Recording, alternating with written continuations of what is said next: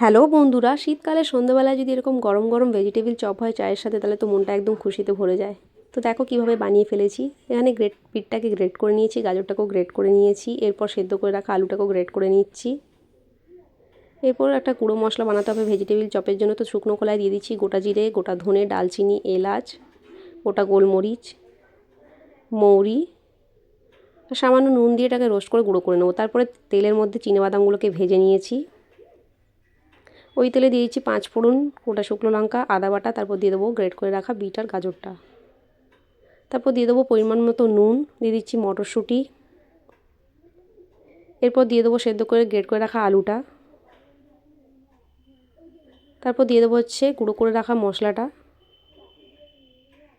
তারপর দিয়ে দেবো সামান্য পরিমাণ চিনি, দিয়ে দিচ্ছি ধনে পাতা, সবশেষে দিয়ে দেবো ব্রেড ক্রাম্ব। টাইট করে থাকলে ভালো হবে, টাইট হবে একটু, তাহলে বানাতে সুবিধা হবে। তো এখানে দেখো একে একে ভেজিটেবিল চপগুলো শেপে করে নিয়েছি।